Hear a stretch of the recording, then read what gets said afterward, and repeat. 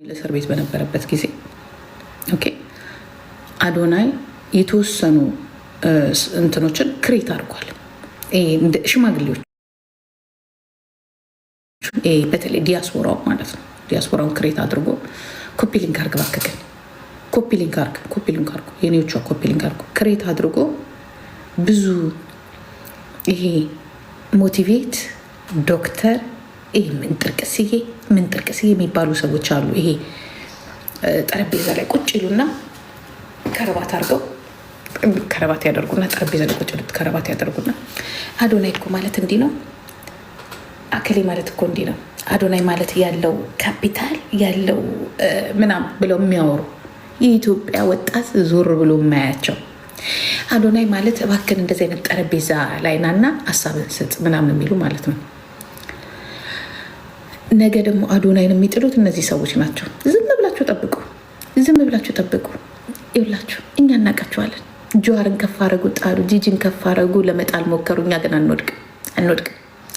አብይ አህመድን ከፍ አረጉ ለመጣል ሞከሩ። አብይ የማይወድቅ አንወድቅ። ድሮን እስካለን ድረስ አንወድቅ፣ እንቀጠቅጣቸዋለን።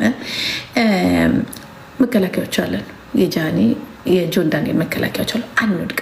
ኤኒዌይ እነዚህ ሰዎች የድሮ የአባ ጊዜ ግንባራቸውን ተብለው ያልሞቱ ሰዎች ናቸው። የአባ ጊዜ አሁን እድሜያቸው ሄዶ እንደነንቁርቴ አይነት እድሜ ያላቸው ወንድማችን ጠበቃ ነው የሚሉ ፍርድ ቤት ቁጭ ያሉ ጸሐፊ ነገር ምንድን የሚባለው ነገረ ፈጅ ምናምን ሽማግሌዎች የድሮ የደርግ አይደለም እናንተ እንኳን የኛ ልጆች እኔ ያልተፈጠርኩም እናታችሁ እኔ ያልተፈጠርኩም ድሮ ለእኛ የሚያስቸገሩን በቃ ከደርግ ያመለጡ ከቀይ ሽብር ያመለጡ የተረፉ ሰዎች አሉ። ከዚህ መጡ አዶናይ ሱፍ ስለለበሰና ከካናዳ ስለመጣ ብቻ እንዲህ ይላል። አዶናይ እኮ የሆነ ላቦራቶሪ ውስጥ ይከቱታል፣ ሊመራመር ሊያሳብዱት ዝም ብሉ። የኢትዮጵያ ምሁሮች መበለጥን አይወዱም። ግን ደስ የሚላቸው የኢትዮጵያ ምሁሮች የሚበለጡት በማን እንደሆነ ታውቃላችሁ? በመሀይም ነው የሚበለጡት። ለምን እንደሆነ ታውቃላችሁ? አልሰሩበትም፣ እውቀታቸውን አልሰሩበትም። ዩኒቨርሲቲ ገቡ፣ ከዛ ሲወጡ ወያኔ የተቀበለቻቸው እስር ቤት ለጥለጥ አርጋን ያወጣቻቸው። ገባችሁ? የአሁኑ ወጣት ግን እስርም አይፈልግም፣ ነቅቷል። በእኛ ይብቃ፣ በወንድሞቻችሁ ትላንትና መስዋዕት በከፈሉት ይብቃ። አሁን የራሳችንን ላይፍ እንኖራለን ነው ወጣቱና። ስለዚህ አዶናይ ራሱ ፈልጓቸው አይደለም፣ ራሱ የሰራቸው ሰዎች አይደሉም። ገባችሁ? ግን እንደዚህ አይነት ሰዎች ለምን ልጁ እንትን አለው። ይሄ ልክ በቃ እንትና ሳሚ ታውቁታላቸው። የኬንያው ቤተመንግስት ገብቶ እኔ የኦባማ አማካሪ ነበር። አዶናይ ላይክታስ ቼ ካናዳ እንግሊዝኛ አለች እንዲልና አዶናይ መቼ እኔ ነገሩን ለማብረድ የማደርገው ነገር ነው። ነገሮችን ለማብረድ ማለት ነው። ይልና ዌር ፍሮም ሲል ምድረ የኢትዮጵያ ጋለሞታ ምሁር ነኝ ባይ በሙሉ ይወጣና እንዲህ ይላል። አዶናይ ሜቢ 6 ወር የምትጥሉት እራሳችሁ ናችሁ። አትወዱም ስትበለጡ። ኦኬ አሁን እዚህ ጋር ልነግራችሁ የፈለግኩት የጃኒና የጆን ዳንኤል ደጋፊዎች እንዲሁም የአዶናይ ደጋፊዎች ነገ እንዳታለቅሱ። ሶስታችሁ አንድ 10 ሚሊዮን ህዝብ ናቸው አይደል? ስንት ነው? ቆይ 5 ሚሊዮን ፕላስ ጆን ዳንኤልዬ 1 ዓመት ከ6 ወር ያው እረፍት ነበረ እንጂ 10 ሚሊዮን እናስቡ። 10 ሚሊዮን ምክንያቱም በሚለጥፋቸው ቪዲዮዎች 10 ሚሊዮን ነው የሚታዩት። የጆን ዳንኤል 10 ሚሊዮን ፕላስ 5 ጃኒ 3.25 21 ሚሊዮን። አሁን ይሄ ህዝብ የሚጣላው ከማን ጋር እንደሆነ ታውቃላችሁ? ከግማሽ የኢትዮጵያ ህዝብ ጋር ነው። እኛ እኮ ጦርነቱ እዚህ ላይ ሆነ እንጂ የኢትዮጵያ ህዝብ እንትን 128 ሚሊዮን 40% ወጣት ቢሆን የአላህ ያረቢ አላህ ረብ ከሁሉም ወጣት ጋር ነው እየተጣለው ያለው። ታንሶር ይቅርታ እኔ አካውንት ይፈልጋታል። እስቲ ቆይ ወዴት እየሄድሽ ነው ጂጂዬ? ቆይ አንድ ጊዜ የኢትዮጵያ ወጣት 40% ከሆነ የእነዚህ ልጆች ደጋፊ 21 ሚሊዮን ከሆነ 120 ሚሊዮን ማይነስ 40% የአላህ ይቅር በሉኝ። ንስታ ነው የምገባው። አካውንት ይፈልጋታለሁ። ያችም ሄዳለች፣ እችም ሄድ የለባትም። ይበላኛል፣ አፌን ይበላኛል። ይቅርታ ላውራው ነበር ትችዋለሁ። እዛም ቁርቴን ሄዱና ዘጓት። ላውራው እንዴ ከ40% የኢትዮጵያ ወጣት ጋር ነው የምጣላው ነው ወይስ ትጣሉኛላችሁ? ላውራው አትጣሉኝም እንዴ? የነዚህ ልጆች እኮ ታውቃላችሁ፣ የነዚህ ልጆች እንትን ምንድን ነው ስሙ ደጋፊ 40% ነው፣ ወጣቱ ነው።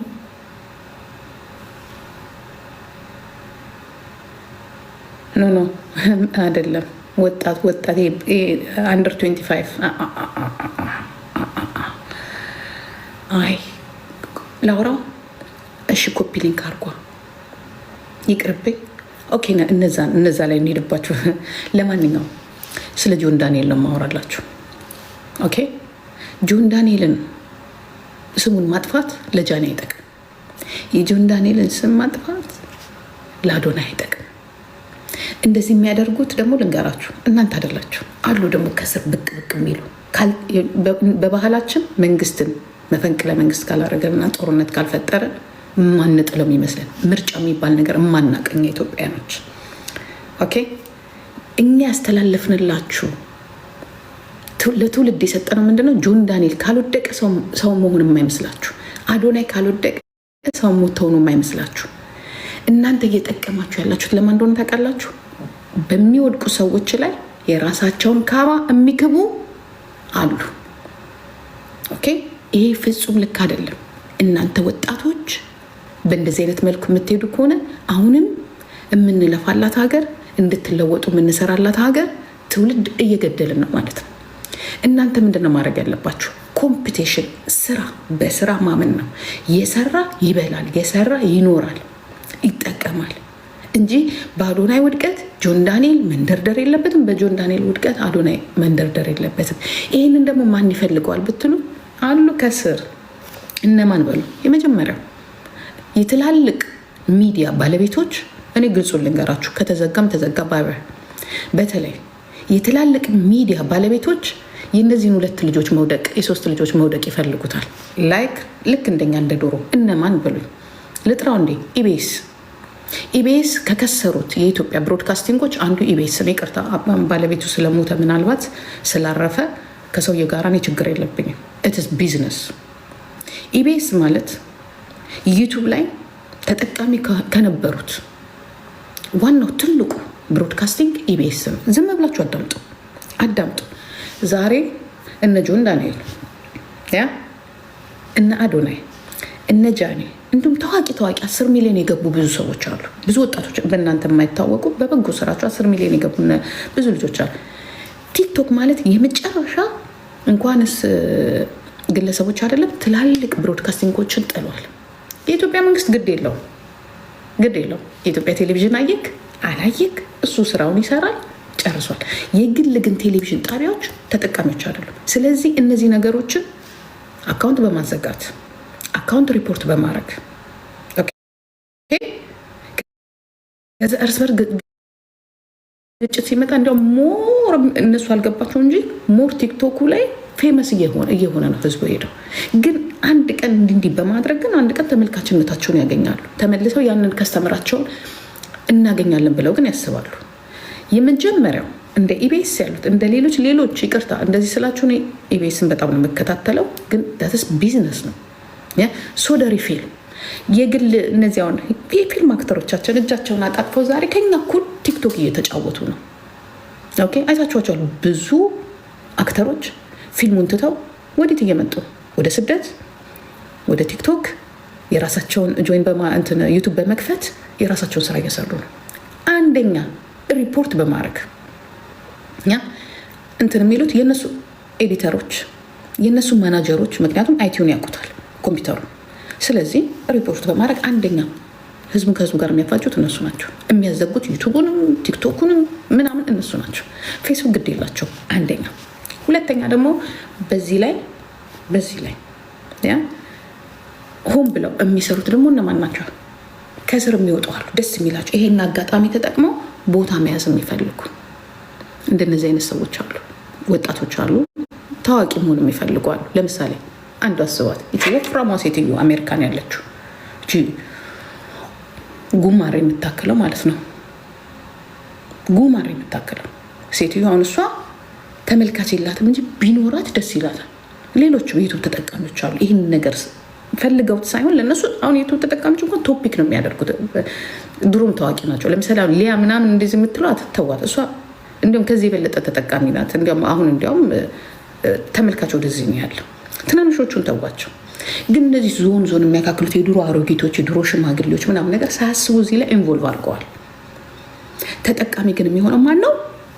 ትላልቅ ብሮድካስቲንጎች ናቸው። ይፈልጉታል። ቲክቶክ ትልቁ ጠላታቸው ነው።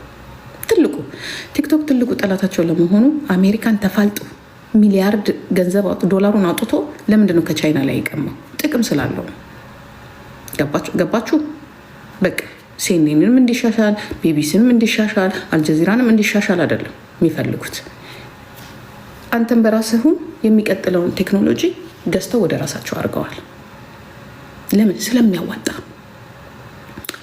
ስለዚህ ጆን ዳንኤልን በመጣል አዶናይን በመጣል ጃኒን በመጣል ትላልቅ ፎሎወር ያላቸውን ሰዎች በመጣል ተጠቃሚ የሚሆነው እናንተ አይደላችሁ፣ ሌሎች ናቸው፣ ትላልቅ ሰዎች ናቸው። አሁን ምንድነው መደረግ ያለበት? ስራቸው ላይ ትኩረት አድርገው ይሄ አንዳንድ ነገሮች ነው እንደዚህ አይነት ነገሮችን ለተመልካች ምናምን ነገር ተመልካች ሊጎዳ ይችላል። እናንተ ደጋፊዎች ማለት ነው ልትጎዱ ትችላላችሁ። ምክንያቱም እናንተ ዲቴል ያንን ነገር ከልባችሁ ነው የምትወስዱት። ይሄ ግን በማንኛውም ሰው ላይፍ ላይ የሚያጋጥምም ነው። ከእንደገና ደግሞ ለሾውም አመቺ ነው። ሾው ነው በቃ